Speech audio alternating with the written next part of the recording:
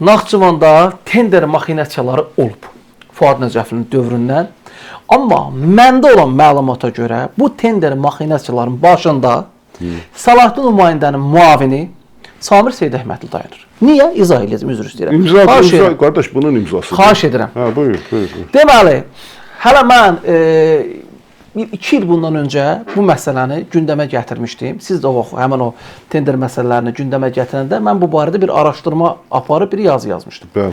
Naxçıvan Muxtar Respublikasının Maliyyə Nazirliyində satın alma predmetini satın alan dövlət orqanları biraz mənə soyuq deyil. Büdcədən kənar dövlət fondları, dövlət adından yaradılan publik şəxslər, paylarının nəzarət sərfi, dövlətin məxsulunun hüquqi şəxslər və digər dövlət müəssisə və təşkilatları tərəfindən satın almanın planlaşdırılması və icrasına başlanılmazdan əvvəl nəzarət məqsədi ilə bir elektron sistem yaratmışdılar. Azərbaycan dövlətinin qanunlarına tamamilə zid formada.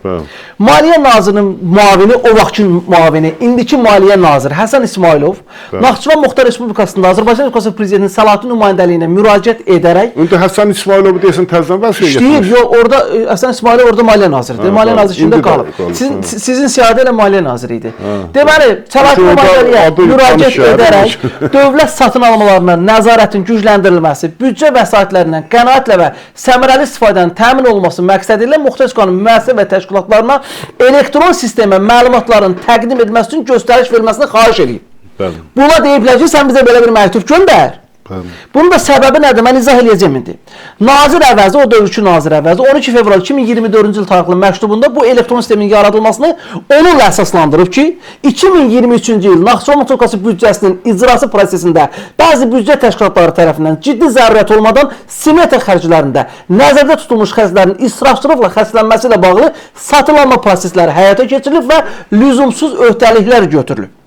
Deməli, Salahlı nümayəndənin müavini Samir Seydəhmədlinin imzası ilə Muxtar Respublikasının dövlət orqanlarının rəhbərlərinə göndərilən məktubda Maliyyə Nazirliyinin müvafiq məktubunun gələcək fəaliyyətlərində nəzərə alınması xahiş olunub. Xahiş edirəm, həmin məktubu bizim rejissorumuz efirə təqdim eləsin. Samir Seydəhmədlinin imzası ilə bir məktub var. Həmin dövrdə bu işlərə o nəzarət edib. Deməli, Azərbaycan Respublikasında dövlət satın almalarının iqtisadi, hüquqi və təşkilati əsaslarını və qaydalarını dövlət satın almaları haqqında Azərbaycan qanunu müəyyən edir.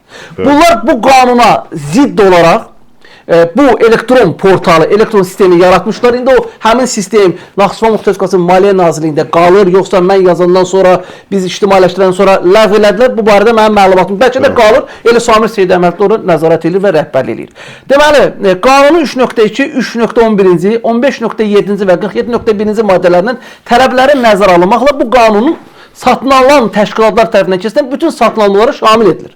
İndi mən bu faktı niyə dedim? Bu faktı ona görə dedim ki, Naxçıvan Muxtar Respublikasının Maliyyə Nazirliyi başqa dövlət orqanının səlahiyyətlərini mənimsəyib, dövlət satılamaları ilə bağlı ikinci bir elektron sistemi yaradıb, halbuki bu qanunla qadağandır. Bu sistemə isə kim nəzarət eləyib, bu sistemi kim təklif eləyib? Samir Seydəhmədli.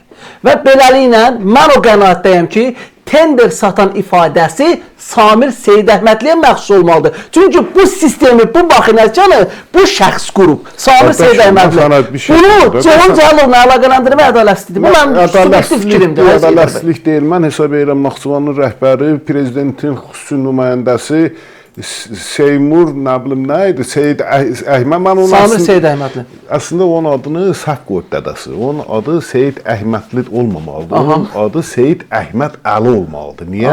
O məşhur bir söz var, atalar sözü var. Deyir ki, filankəs ilanı Seyid Əhməd Əli ilə tutur. Eşidibsən bu məsələ? Eşitmişəm, bəli. Bu adamda ilanı tutan Seyid Əhməd Əlidir. Gah Fuadın Seyid Əhməd Əli idi tuturdu.